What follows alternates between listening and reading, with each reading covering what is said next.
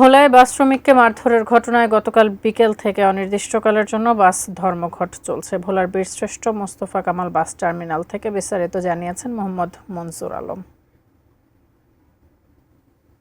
অনির্দিষ্টকালের জন্য ইতিমধ্যে ভোলা চরপেশন মহাসড়কের বাস চলাচল বন্ধ ঘোষণা করেছেন ভোলা বাস মালিক সমিতির পক্ষ থেকে। তাদের অভিযোগ রয়েছে গতকাল বিকাল ৩টার পরে ভোলা এবং চরপেশনগ্রামী যে সিএনজি চলাচল করছে সেই সিএনজি ড্রাইভারদের সাথে কিন্তু বাস শ্রমিকদের সাথে একটি সংঘর্ষের ঘটনা ঘটে। সেটি ঘটেছিল চরপেশন বাস টার্মিনালে। সকাল থেকেও কিন্তু বাস চলাচল বন্ধ রয়েছে, যার ফলে এখানকার যাত্রী যারা রয়েছেন, যারা ভোলা চরপেশন মহাসড়কে যারা যাতায়াত করেন, তাদের কিন্তু অনেকটাই দুর্ভোগের বিড়ম্বনার মধ্যে পড়তে হয়। অন্যদিকে এই রোডে চলাচলকৃত যে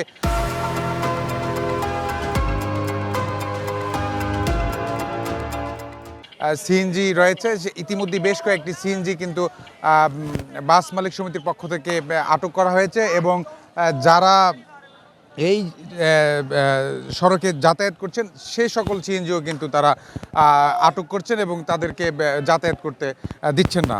তো সিএনজি মালিক সমিতির পক্ষ থেকে দাবি করছেন, আমরা যেটা জানতে পেরেছি তাদের অভিযোগ রয়েছে যে আসলে বাস মালিক সমিতির পক্ষ থেকে কিন্তু তারা ইচ্ছাকৃতভাবে এ ধরনের ঘটনাটি ঘটিয়েছেন এবং সিএনজি ড্রাইভারদের সাথে এবং সিএনজি শ্রমিকদের সাথেই কিন্তু তারা এই যে সংঘর্ষের কথাটি সেটিও কিন্তু তারা স্বীকার যাচ্ছেন না, যার ফলে এখানকার বাস ড্রাইভারদেরই কিন্তু তারা দোষ চাপিয়ে দিয়েছেন। তো অন্যদিকে বাস শ্রমিকদের পক্ষ থেকে তারা দাবি করছেন যে আসলে ভোলা চরপেশন মহাসড়কে যে সিএনজিগুলি চলে তাদের উত্তাপ পরিস্থিতির কারণেই কিন্তু বাস চলাচলে অনেকটাই বিঘ্ন হচ্ছে এবং মহাসড়কে যে সিএনজিগুলো যেভাবে চলছে এতে বড় ধরনের দুর্ঘটনা সহ নানান সমস্যার মধ্যে পড়তে হয় বাস মালিক সমিতির বাস ড্রাইভারদেরকে।